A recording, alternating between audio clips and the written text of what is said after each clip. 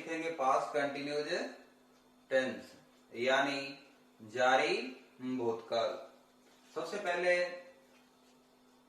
हम सीखेंगे इस टेंस के पैटर्न या स्ट्रक्चर के बारे में कि इस टेंस में सेंटेंस बनाने का जो पैटर्न होगा वो क्या होगा।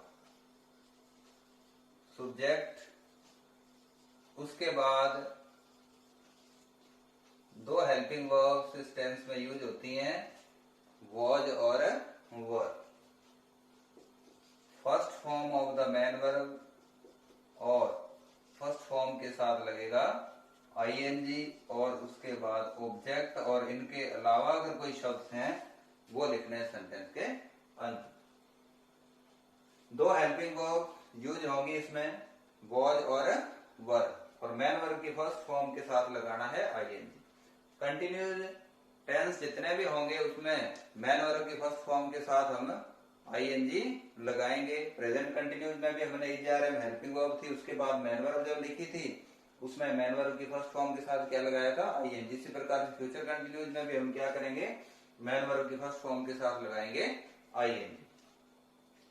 दो हेल्पिंग वर्ब हैं, वॉज हेल्पिंग वर्ब है, इसका यूज करना है हमने सिंगुलर सब्जेक्ट के साथ, यानी सब्जेक्ट अगर एक वचन है तब हम हेल्पिंग वर्ब लगाएंगे वॉज, या आई अगर सब्जेक्ट के रूप में है तब भी हम क्या लगाएंगे, वॉज लगाएंगे। दूसरी हेल्पिंग वर्ब है वर।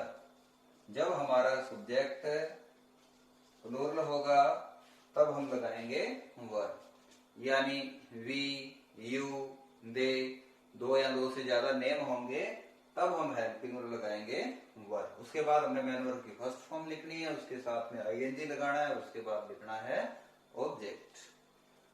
अब हम सीखेंगे कि इस पैटर्न या स्ट्रक्चर का यूज हमने कौन से सेंटेंस ऐसे होंगे जिनको बनाने के लिए करेंगे। Actions going on at some time in the past, यानी ऐसे कार्य जो कि गोइंग ऑन है। गोइंग ऑन का मतलब है कंटिन्यूइंग, जो कि क्या थे, जारी थे। कब, इन द पास्ट, यानी ऐसे कार्य जो कि पास्ट में क्या थे, गोइंग ऑन थे यानी जारी थे। उन कार्यों को बताने के लिए हम इस टेंस का जो पैटर्न है इसका यूज करेंगे। एग्जाम्पल के लिए हम देखते हैं,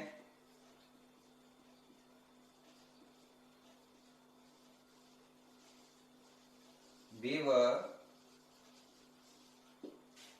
preparing for our exam, हम हमारी परीक्षा की तैयारी कर रहे थे। यानी ये जो कार्य था वो कब जारी था, पास्ट में जारी था। इसी प्रकार से the stars were shining in the sky, यानी तारे आसमान में चमक रहे थे। ये दोनों ही कार्य ऐसे हैं जो कि पास्ट में यानी भूतकाल में जारी थे।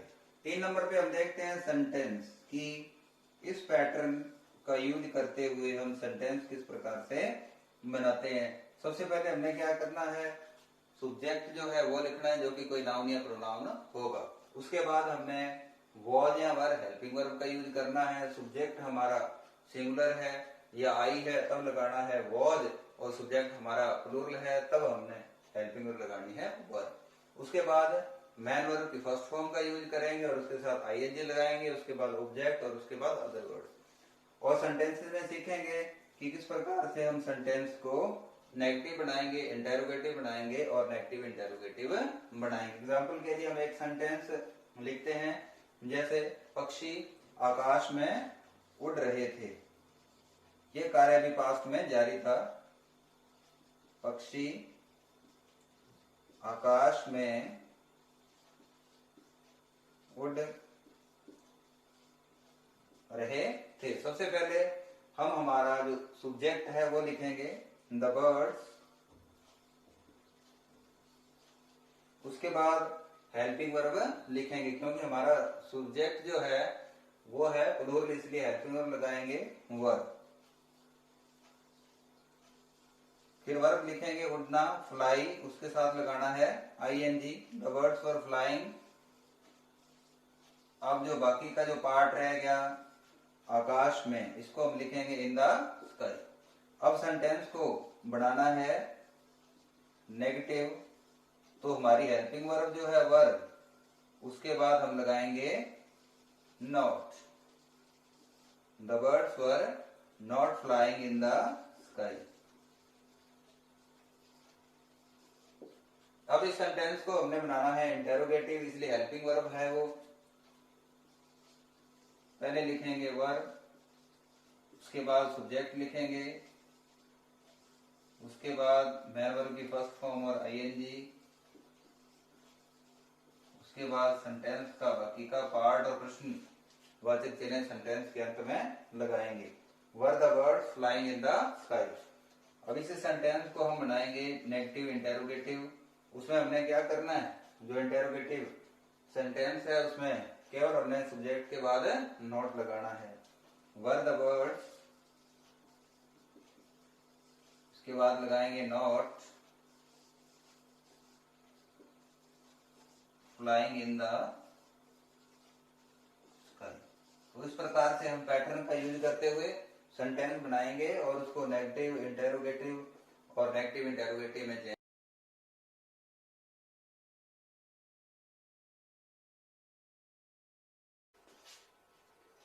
अब हम देखेंगे कि इस टेंस से एग्जाम में प्रश्न किस प्रकार से पूछे जाते हैं।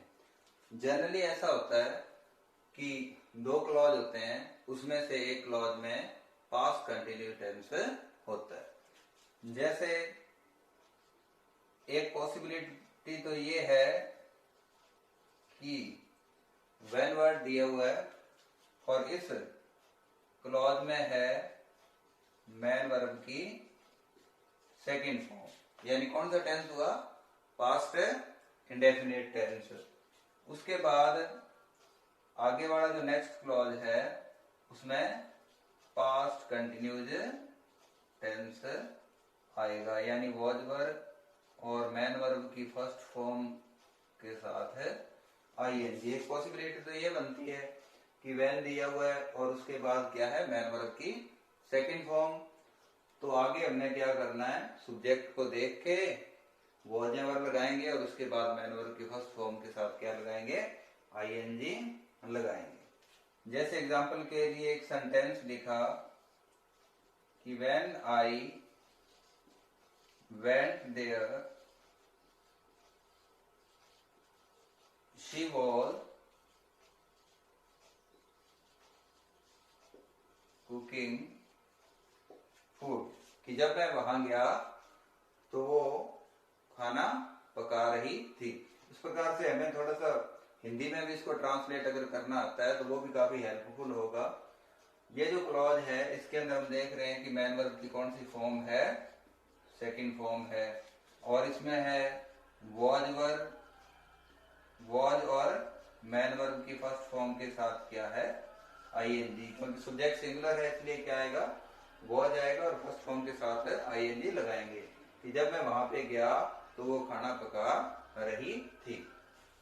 तो फर्स्ट क्लॉज के अंदर मैन वर्ब की सेकंड फॉर्म और दूसरे के अंदर वॉज वर्ब और आईएनजी फॉर्म आएगी। क्लॉज क्या है, clause the group of words है। क्या है, ग्रुप ऑफ वर्ड। इस सेंटेंस के अंदर अपने देखते हैं कि व्हेन आई वेंट देयर, ये क्या है, एक क्लॉज है। शी वॉज कुकिंग फूड, ये दूसरा क्लॉज है। तो दो क्लॉज हैं इस सेंटेंस के अंदर। क्लॉज क्या है, ग्रुप ऑफ वर्ड्स, उसका क्या होना चाहिए, खुद का एक सब्जेक्ट भी होना चाहिए और वर्ब भी होना चाहिए। इस क्लॉज के अंदर हम देखते हैं कि सब्जेक्ट भी है आई और उसमें वर्ब भी है। उसी प्रकार से ये भी शब्दों का एक समूह है जिसका अपना सब्जेक्ट भी है और वर्ब भी है।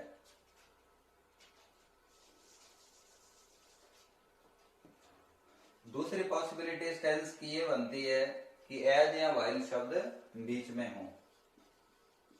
फर्स्ट क्लॉज है उसमें वॉज वर्ब आ सकता है, फिर मैन वर्ब की फर्स्ट फॉर्म के साथ आईएनजी, और बीच में कंजंक्शंस हो सकते हैं एज या वाइल।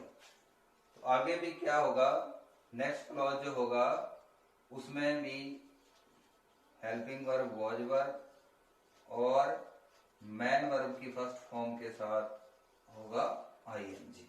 तो ये भी एक पॉसिबिलिटी बनती है दूसरी कि दोनों कार्य क्या है, साथ साथ पास्ट में जारी रह सकते हैं और वो किससे जुड़े हो सकते हैं, किन कंजंक्शन से, एज या वाइल से। जैसे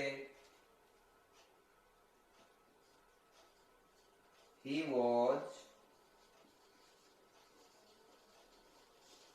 watching टीवी, वो क्या कर रहा था, टीवी देख रहा था। वाइल, जबकि his sister was studying, उसकी सिस्टर क्या कर रही थी, अध्ययन कर रही थी। तो ये दोनों ही कार्य साथ साथ चल रहे थे, वो टीवी देख रहा था और उसकी सिस्टर अध्ययन कर रही थी। इस प्रकार ये भी हो सकता है कि एज या वाइल शब्द हो तो दोनों तरफ पास्ट कंटिन्यू टेंस हो सकता है। अब देखते हैं तीसरी पॉसिबिलिटी। तीसरी पॉसिबिलिटी इस प्रकार से है कि मैन वर्ब की सेकंड फॉर्म एक तरफ हो सकती है, यानी पास्ट इंडेफिनिट, बीच में वाइल या एज, और दूसरे क्लॉज में वॉज वर्ब और मैन वर्ब की फर्स्ट फॉर्म के साथ आईएनजी हो सकता है।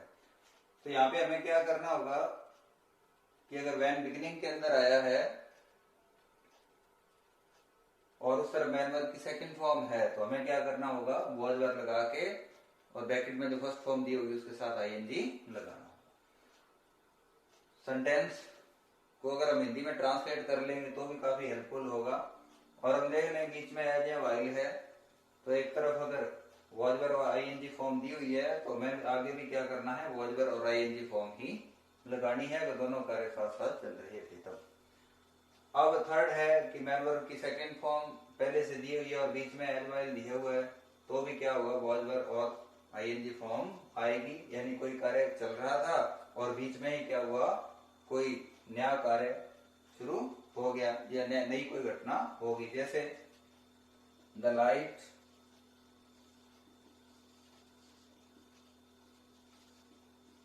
Went out while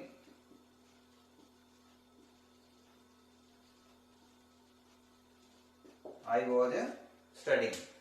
The light went out, light चली गई, while I was studying, जबकि मैं अध्ययन कर रहा था।